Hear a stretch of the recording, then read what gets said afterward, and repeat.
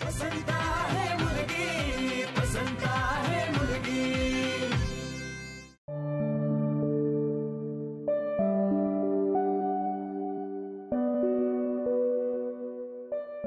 उर्मी चांगली मुलगी आहे यात शंका नाही, आणि पुनर्वसू आणि उर्मी एकमेकांसाठीच बनलेले आहेत असं वाटतं।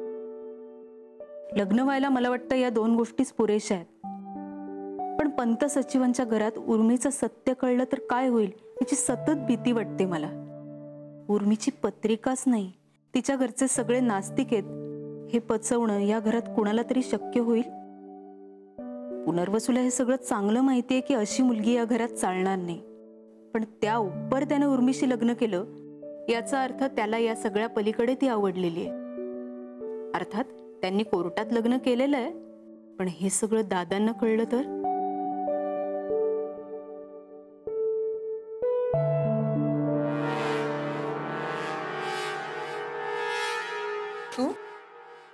तुमच्या ह्यांना पत्र लिहिताय वाटतं? हो। कमालच आहे त्यांची, पण इतके दिवस बायकोला माहेरी राहू देतात का? तुझं काही काम होतं का माझ्याकडे? पोस्टात चालले होते मी। कशाला? मोठ्या त्याला पत्र लिहिलंय ते टाकायचं होतं। मग? हो, तुमचं पत्र टाकायचंय का? टाकीन की मी, द्या इकडे। अगं नको। का? एवढं लिहिताय तर टाकीन की मी। मी बघेन नंतर।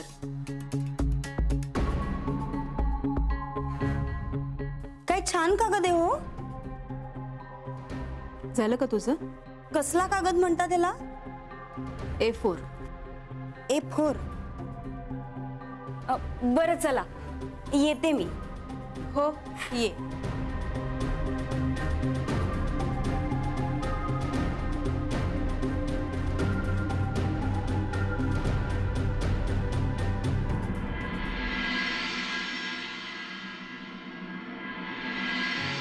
वासू, वासू, हे घे, हा रुमाल ठेव, खिशात ठेव, खिशात ठेव।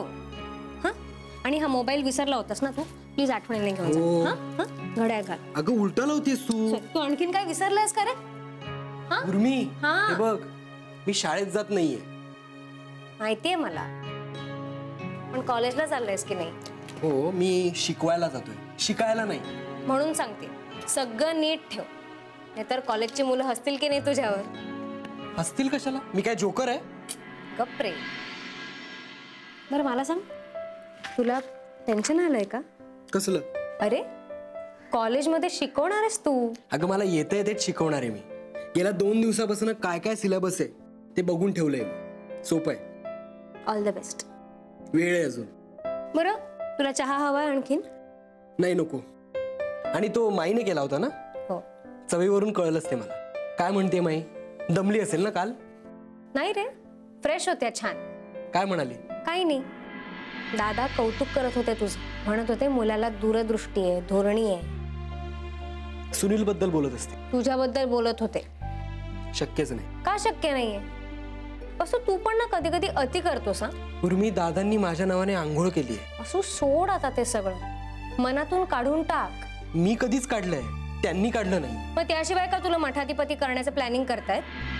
काय माई असं म्हणाली? बरं तू जा आता, आपण बोलूया नंतर। उर्मी, मला मठाधिपती होण्यात काडीचा इंटरेस्ट नाहीये। आपण बोलू ना नंतर। माझं नंतरही हेच म्हणणं असणार आहे।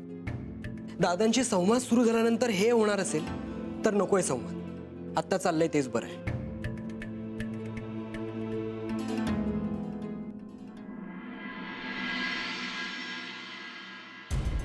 आत्या, त्या आदितीचं काहीतरी गुपित आहे।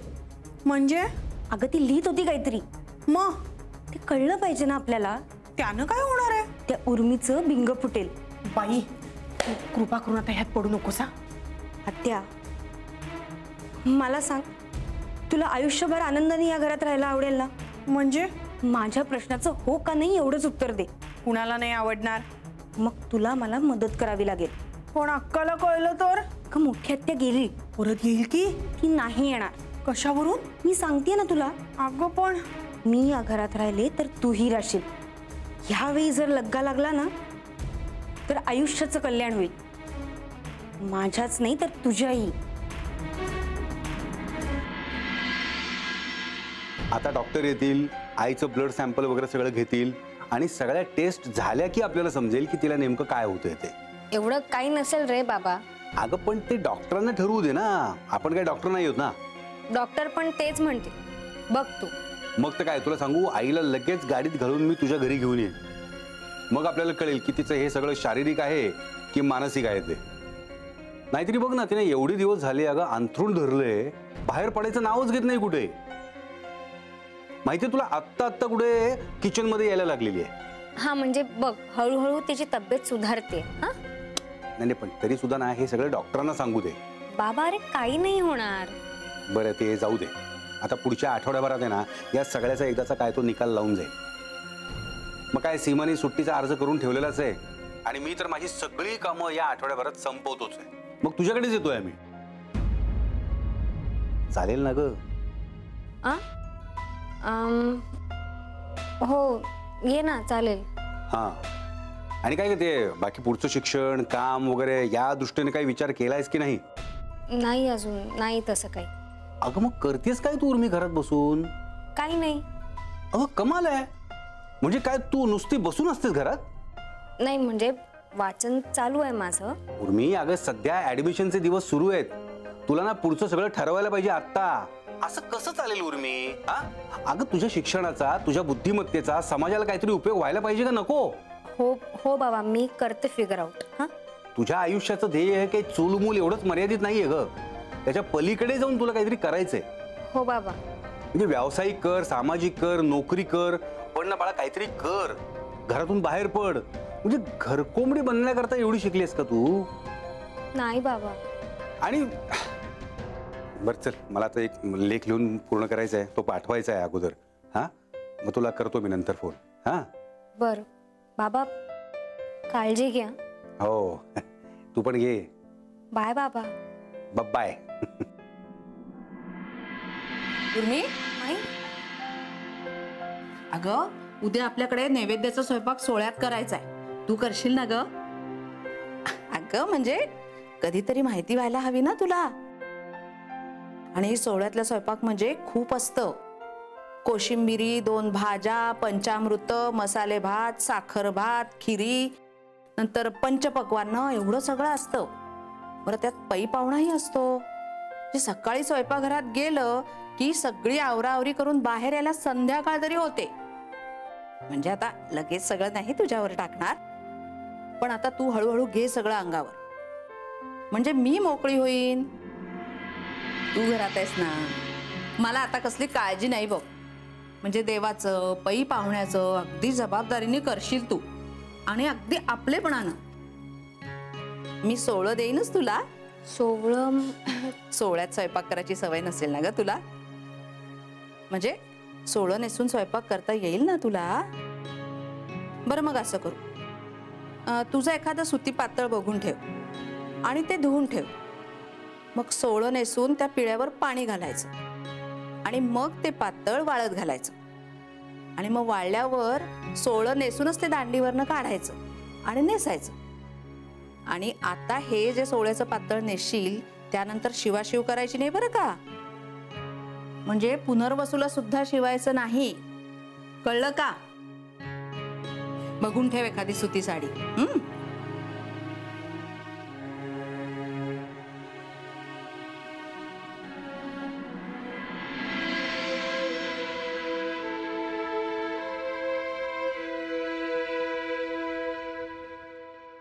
नंदे, काय आहे तरी काय तुझ्या डोक्यात? माझ्या हाती मोठं घबाड लागलंय. घबाड? हो, ते उर्मीचं. म्हणजे माझ्या हाती असं काही लागलंय की त्यामुळे त्या उर्मीला आपलं चंबू गबाळ उचलून या घरातून जावं लागेल. म्हणजे काय? दादांना पुरावे दाखवतेस का? मी दाखवते हिला पुरावे काय आणि सत्य काय ते. मग बघू हिची फॅपॅ कशी उडते ते. स्वतःचं भिंग फुटल्यावर कळेल कसं वाटतं ते. तेव्हा बघू सत्याची टिमकी कशी वाजवते ते. माझं पितळ उघडं पाडलंस ना, आता नाही हिलाच्या बापाकडे परत पाठवली तर नाव नाही लावणार माझ्या बाबांचं. पण मग मी काय करायचंय? मी नाही, तू सांगायचंस दादांना. आता मी काय सांगणार? जमणार आणि मी कशाला नाही नाही मला नाही जमणार अगं मी आपली कोपऱ्यात पडून असते सगळ्यांना सांभाळून मला नाही जमणार आहे वेळ बी लागले का ग तुला अगं त्यांचं घर आहे उद्या सगळं समोर आलं ना तर ते सगळे एक होतील आणि नसता वाईटपणा येईल आपल्याला नाही नको आणि अक्काला कळलं तर ती तर जीवच घेईल माझा नाही नको नको मी नाही करणार तुझा अख्खा जन्म त्या अक्काला घाबरण्यात गेलाय म्हणूनच तुझं काही झालं नाही आयुष्यभर ना लग्न ना संसार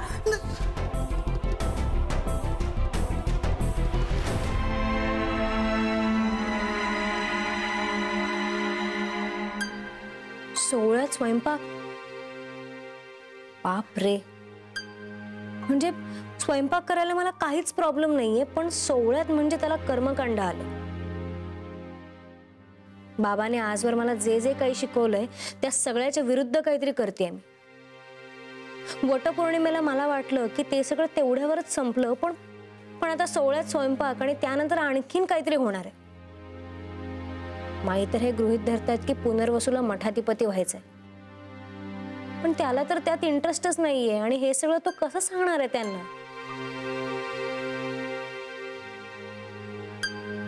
आणि मलाही आयुष्यभर हे असं धार्मिक विधी करण्यात वेळ नाही वाया घालवायचा मला काहीतरी मिनिंगफुल करायचंय खरं तर सुनीलच्या शाळेतल्या मुलांना शिकवायला आवडेल मला पण त्यासाठी मला अजून शिकलं पाहिजे वासू म्हणतो तेच खरं आहे का पहिल्यांदाच थांबायला हवं होतं मी आता माईंच्या सून म्हणून अपेक्षा वाढवल्या आहेत का पण त्यात माईंचाही काहीच दोष नाहीये त्यांचं सगळं जगच घर संसार मुलं मठ हे एवढंच आहे आणि त्यांच्या सुनेनं त्यांचा वारसा पुढे चालवावा असं जर त्यांना वाटत असेल तर त्यात त्यांची काय चूक आहे मला त्यांच्याशी बोलायला हवं होतं कसं सांगणार त्यांना आणि काय सांगणार मी हे सगळं मानत नाही मला हे सगळं आवडत नाही काय वाटेल त्यांना वाईट वाटेल फक्त बापरे मला त्या माऊलीला दुखावणं जमणार नाहीये अगदी साध्या आणि मायाळू आहेत त्या काय करू मी एकीकडे माझा बाबा आणि एकीकडे माझा सासर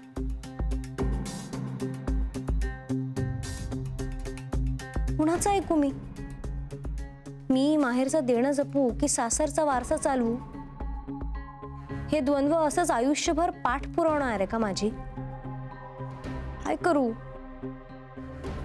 बाबाशी बोलू का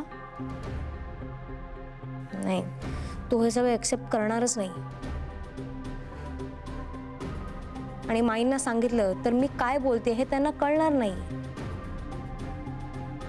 काय करू ही कोंडी कशी फुटणार आहे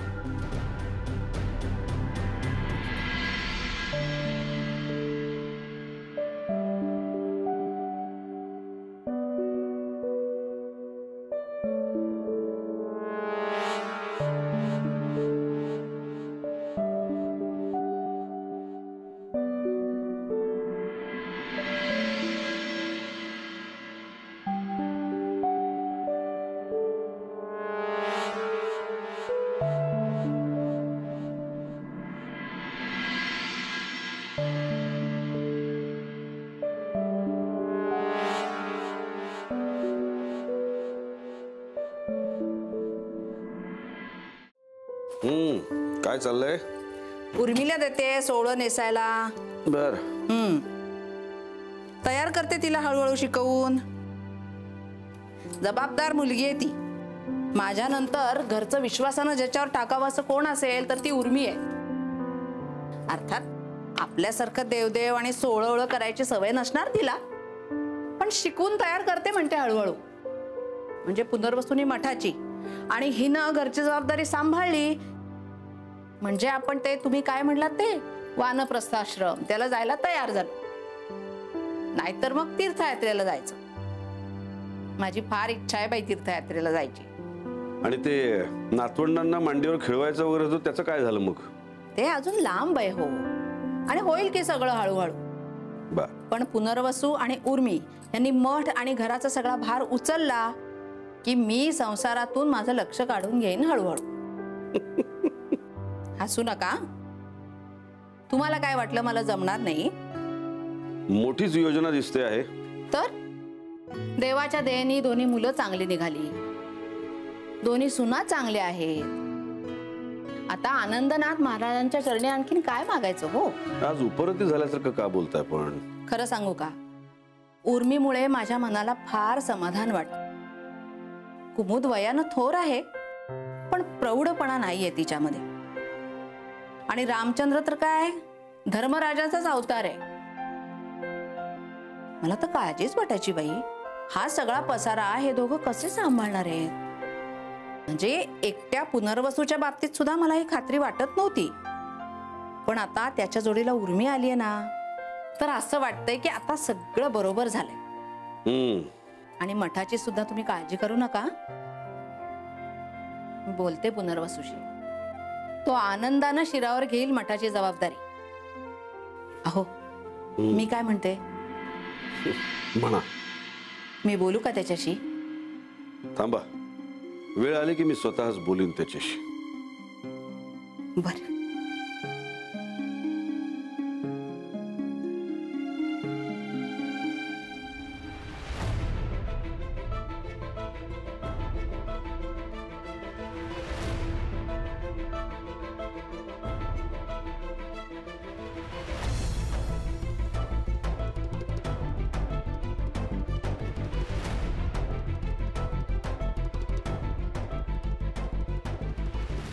हे घे सोड, हे ठेव. माई, अहो मी केला असता की सोळात स्वयंपाक. तू करशीलच ग, पण उर्मिलाही शिकवायला हवं ना आता. शिकेल किती, काय घाई आहे? घाई अशी नाही ग, पण माझ्या सासूबाईंनी मला जे शिकवलंय ते तुम्हा दोघींना मला शिकवायचंय. तू शिकलेलीच आहेस, पण तुझ्या एकटीवर तरी किती भार टाकायचा? तू आणि उर्मी मिळून कराल तर कोणा एकटीवरच भार पडायला नको असं म्हणते. अहो नैवेद्याचं मला एवढं काही वाटत नाही. हो ग, पुढच्या वेळेला तू कर, यावेळेला उर्मी करेल. हा करू दे की, आणि करेल उर्मी. ती काय मला धाकट्या बहिणीसारखीच आहे, आणि तिच्यामुळे मी या घरात आहे हे मी विसरले नाहीये माई. करू दे तिला मुख्य स्वयंपाक, मी बाकीची वरची कामं बघेन. पण माझं काहीच म्हणणं नाहीये, मी स्वयंपाकात मदत करायला तयार आहे. ग स्वयंपाकाचं मुख्य कामच तू नीट करू शकशील याची खात्री आहे मला, तर मदत कशाला? उलट मदत आम्ही दोघीच तुला करतो. काय ग कुमुद? हो.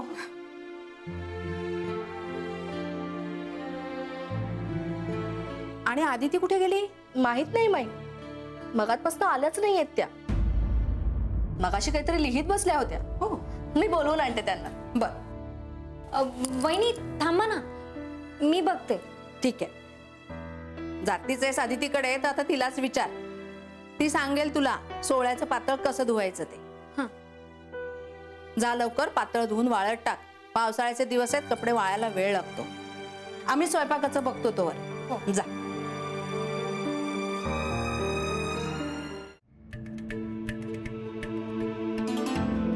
प्रिय दादा, माझी तुमच्यासमोर प्रत्यक्ष बोलण्याची हिंमत कधीच होत नाही, पण मनातल्या मनात मी सतत तुमच्याशी बोलत असते. कधी ते साधं बोलणं असतं, कधी संघर्ष असतो, तर कधी मनातल्या मनात तुमच्या खांद्यावर डोकं ठेवून रडत असते. मनात माझं वडिलांशी असलेलं नातं मी प्रत्यक्षात मात्र कधीच जगू शकले नाही, जगू शकणार नाही याची मला कल्पना आहे.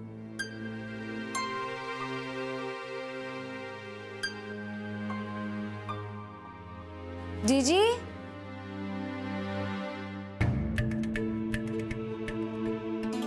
तुमच्या नजरेनंच मी सगळ्या घटनांचं मूल्यमापन आणि सगळ्या माणसांची पारख करते. उर्मी आणि पुनर्वसू बाबतीत माझं तसंच होतं. मी त्यांच्याकडे निखळपणे माझा भाऊ आणि वहिनी म्हणून बघूच शकत नाही. आधी तुमच्या डोळ्यातून त्यांची पत्रिका, त्यांचं धार्मिक आचरण, त्यांचा देवावरचा विश्वास या गोष्टी मला आमच्या नात्यांपेक्षा मोठ्या वाटतात.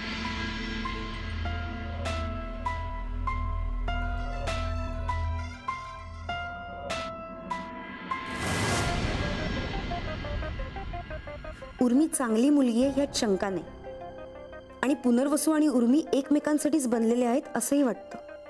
लग्न व्हायला मला वाटतं या 2 गोष्टी पुरेशा आहेत. पण पंत सचिवांच्या घरात उर्मीचं हे सत्य कळलं तर काय होईल याची भीती वाटते मला. उर्मीची पत्रिका नाही, तिच्या घरचे सगळे नास्तिक आहेत. हे पचवणं या घरात कोणाला तरी शक्य होईल? पुनर्वसूला हे सगळं चांगलं माहित आहे की अशी मुलगी या घरात चालणार नाही. पण त्या उपर त्यानं उर्मीशी लग्न केलं याचाच अर्थ त्याला या सगळ्या पलीकडे ती आवडली आहे. अर्थात त्यांनी कोर्टात लग्न केलेलं आहे.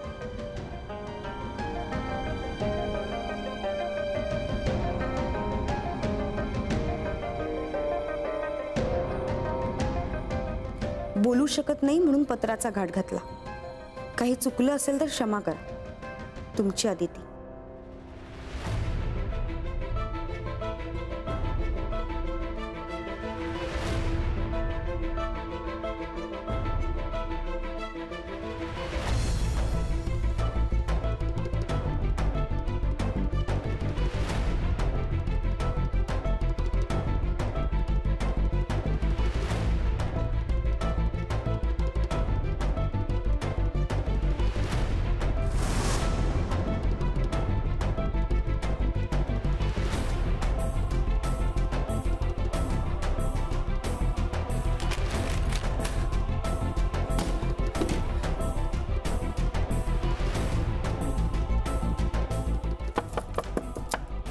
जीजी,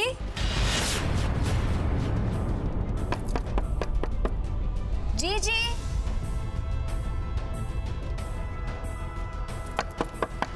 जीजी, आत येऊ का? जीजी.